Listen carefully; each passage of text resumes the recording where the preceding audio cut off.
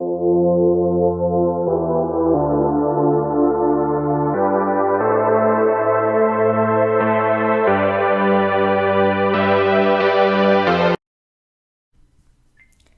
there, it's Stephanie Shea, Chief Astrologer for janspiller.com with your monthly horoscope, and this one's for you, Sagittarius.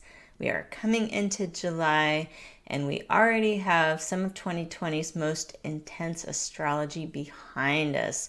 We had a lot going on in June. If you remember, there was a lunar eclipse, a solar eclipse, Venus retrograde, and Mercury retrograde. So you can count on July not being quite as intense. We do have one more eclipse to go that I'll tell you all about. But Venus is now traveling direct. And by mid-month, Mercury stations direct. So let's take a look at what's going on for you in July. Finances and other material resources are likely going to be your big focus this month.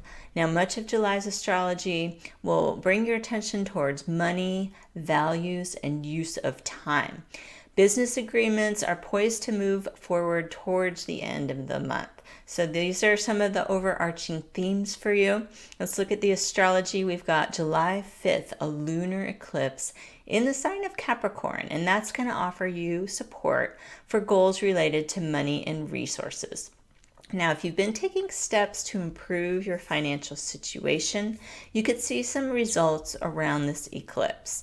You're being called to look at not just your material needs, but also your values. And you may find that you're ready to make some significant lifestyle changes that offer you both physical and emotional security.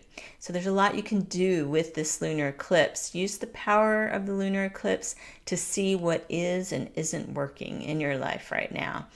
You could be called to step into a leadership role or assume more responsibility at work or within your personal life. Now, this eclipse energy is in Capricorn, and it's being supported by the outer planets Jupiter and Pluto that are also in Capricorn, and they've been traveling pretty closely together this year. Now, this Jupiter and Pluto in Capricorn is helping you to root out the underlying cause of problems. When working together, these two planets are an agent for positive change, and you might be feeling the pressure to deal with an issue you haven't wanted to look at. The good news is this astrology is set up for you to succeed at overcoming personal limitation and expanding your knowledge. This can be a really productive month to work on eliminating a scarcity mentality.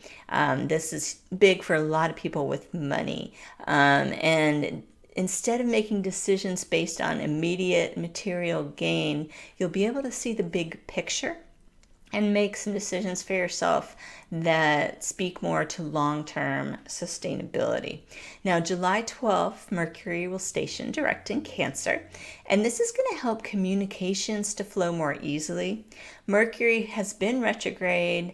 It went retrograde June 18th, and it might have caused some misunderstandings with loved ones or put a halt on business negotiations, for example. Use the second half of July, after July 12th, when Mercury's moving forward. You can use that to have some clarifying conversations and get the ball rolling again on any personal or professional projects that were stalled out. Now, last month, the new moon fell during both Mercury and Venus retrograde. That can be a bit tricky. It was still a good time to set intentions, but it may have even been difficult to get clear on your intentions. This month's new moon is July 20th. It is also a Cancer new moon. It's not an eclipse. Last month was 0-degree Cancer solar eclipse. This is a 28-degree Cancer new moon eclipse. It's a good time to restate the intentions that you made last month.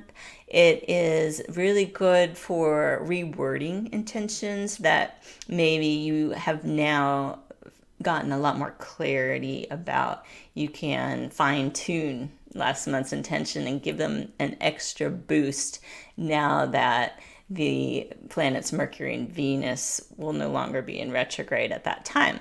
So the sun moves into Leo on July 22nd. That's going to add an energizing effect to the end of the month. You're apt to feel a bit more social as the month ends, and you could be drawn towards creative classes or other learning experiences that light up your heart. So I encourage you to celebrate the Leo energy as the month closes out. Make the most of all of July's astrology, and I will see you back here next month with your horoscope.